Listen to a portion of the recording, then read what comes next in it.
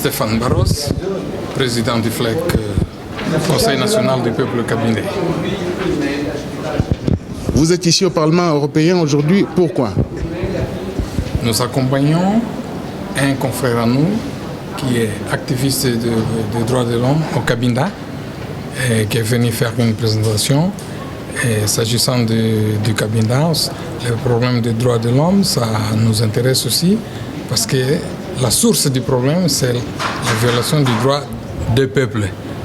Dans ce cas, il s'agit du droit du peuple kabindé qui a été mis en cause. Alors nous avons jugé bon de l'accompagner dans cette démarche. Que réclament les Kabindés aux Angolais? En accord avec le traité de Simulambuku signé avec le Portugal, nous réclamons l'indépendance du peuple kabindé. Est-ce les moyens que vous mettez en jeu pour y arriver? Nous nous battons, notre volonté d'abord, la conscience nette de nos droits, c'est le droit du peuple du Cabinda, et la résistance de son peuple, de sa, comment dirais-je, de toute sa population. Dans la perspective d'un changement de régime dans votre pays, puisque le président de la République a annoncé qu'il ne sera plus candidat, est-ce qu'on peut s'attendre à ce qu'il y ait une amélioration des rapports entre le Cabinda et le reste de l'Angola? Nous l'espérons, mais nous sommes très sceptiques parce que nous avons affaire à un régime, c'est-à-dire c'est une question structurelle.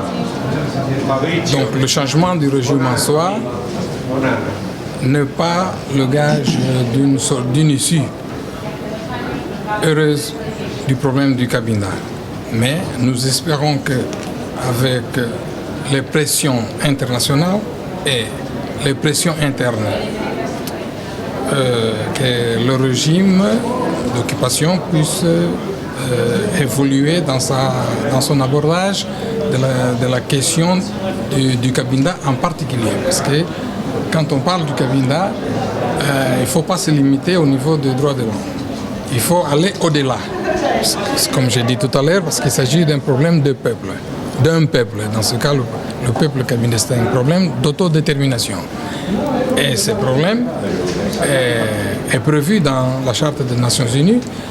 Donc s'il y a eu, comme nous l'avons constaté, et depuis bientôt plus de 40 ans, faille au niveau du Portugal dans le non-respect du traité de Simulambuku, donc nous espérons que si changement du régime il y a en Angola, que cela puisse représenter une opportunité pour l'évolution de la problématique du Cabinda dans le sens précis d'une solution qui va droit, qui respecte l'autodétermination du peuple kabindé.